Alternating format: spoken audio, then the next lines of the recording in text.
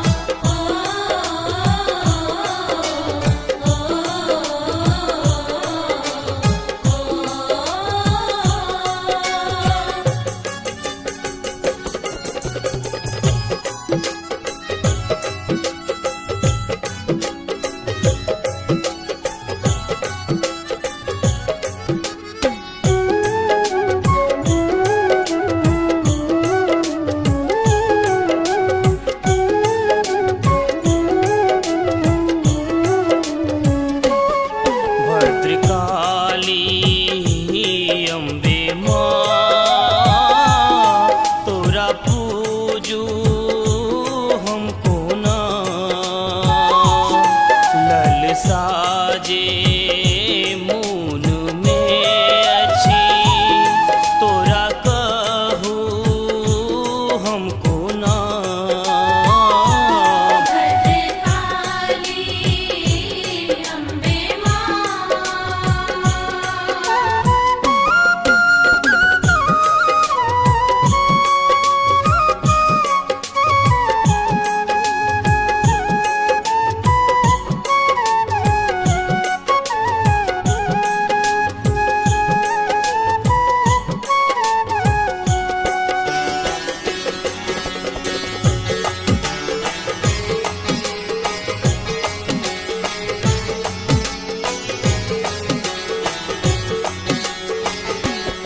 नहीं जानी मंत्र जाप, नहीं पूजा आने पार।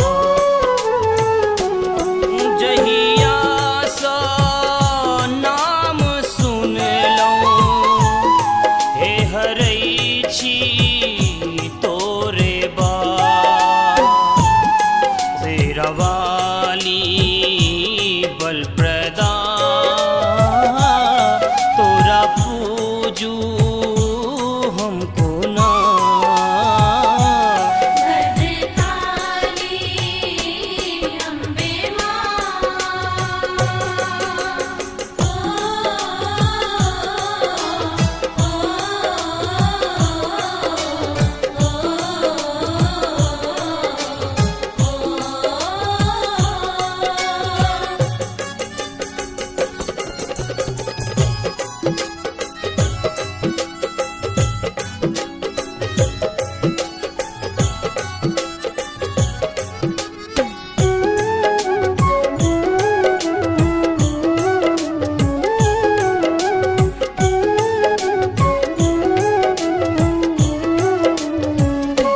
मोक्ष के नहीं अछि आस, स्वर्ग के छै नहीं हकासल।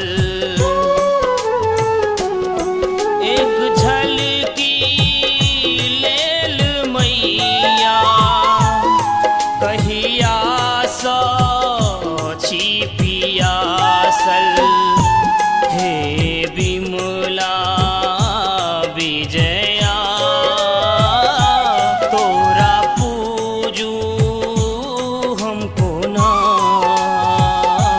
भद्रकाली अम्बे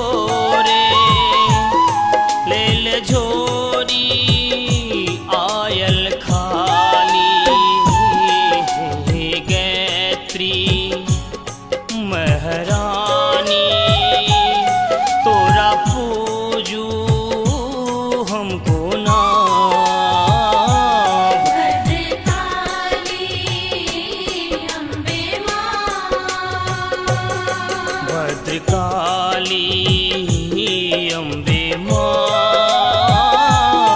तोरा पूजू हमको ना लल साजे